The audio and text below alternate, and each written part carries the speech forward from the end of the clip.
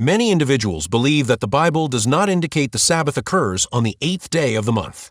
However, a key insight can be found in Matthew 12, verse 5. Or, haven't you read in the law that the priests on Sabbath duty in the temple desecrate the Sabbath and yet are innocent? Or, haven't you read in the law that the priests on Sabbath duty in the temple desecrate the Sabbath and yet are innocent?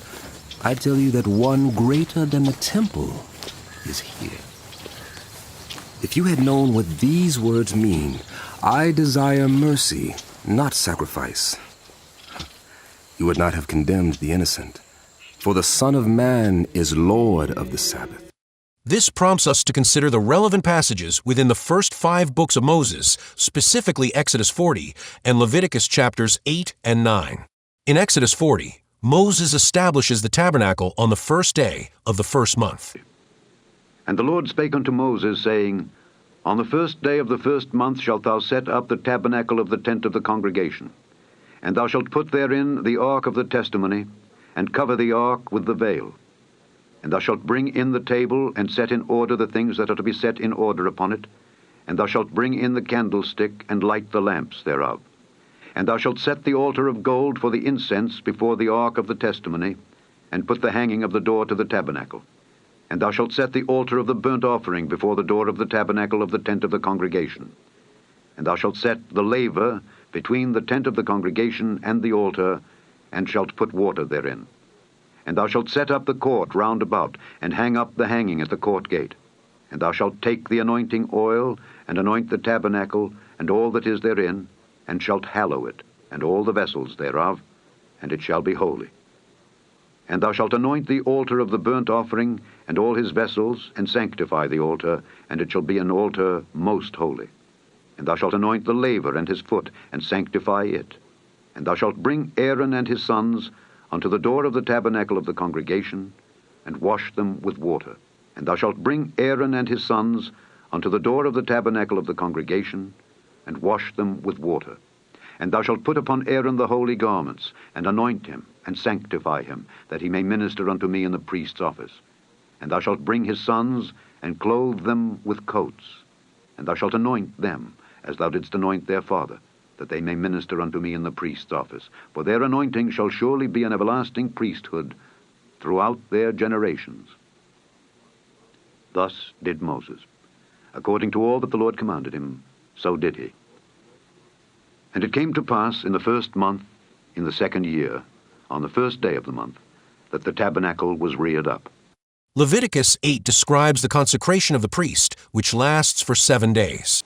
And the Lord spake unto Moses, saying, Take Aaron and his sons with him, and the garments, and the anointing oil, and a bullock for the sin offering, and 2 rams, and a basket of unleavened bread. And gather thou all the congregation together unto the door of the tabernacle of the congregation. And Moses did as the Lord commanded him, and the assembly was gathered together unto the door of the tabernacle of the congregation. And Moses said unto the congregation, This is the thing which the Lord commanded to be done. And Moses brought Aaron and his sons, and washed them with water. And he put upon him the coat, and girded him with the girdle, and clothed him with the robe, and put the ephod upon him. And he girded him with the curious girdle of the ephod, and bound it unto him therewith. And ye shall not go out of the door of the tabernacle of the congregation in 7 days, until the days of your consecration be at an end. For 7 days shall he consecrate you. As he hath done this day, so the Lord hath commanded to do, to make an atonement for you.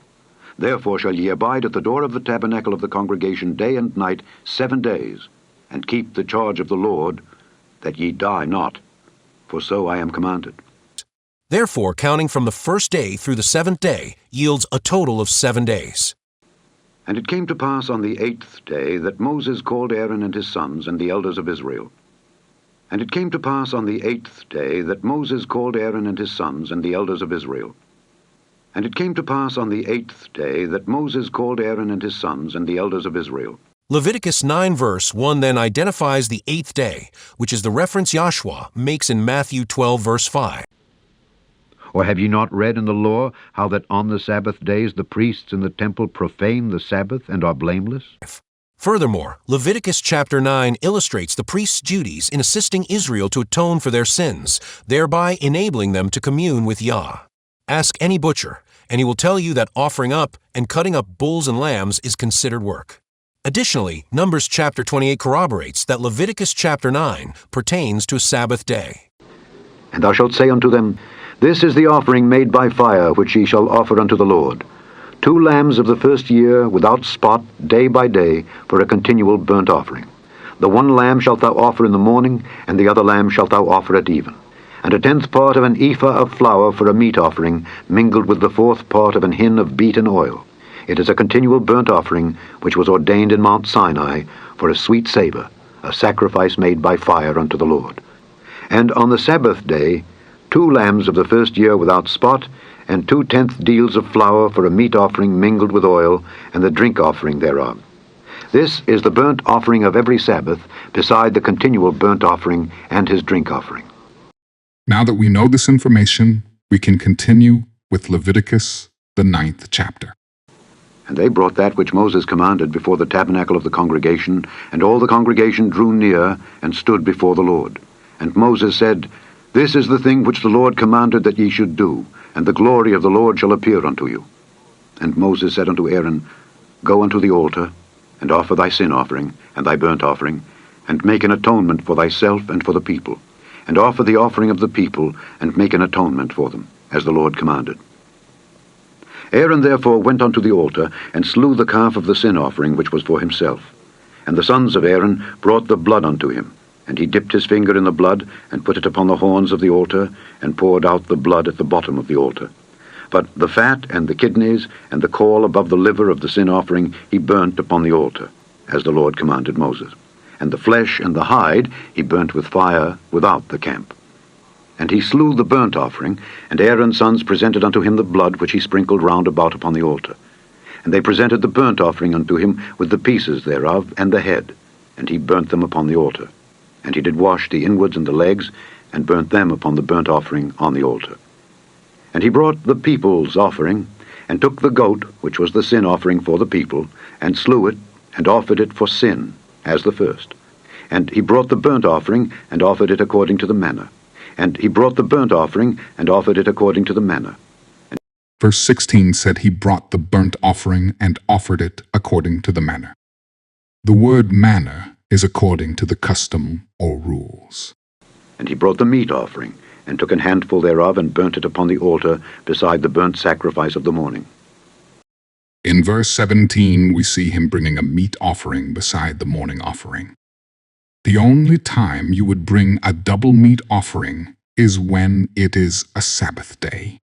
And on the Sabbath day, 2 lambs of the first year without spot, and 2/10 deals of flour for a meat offering mingled with oil, and the drink offering thereof.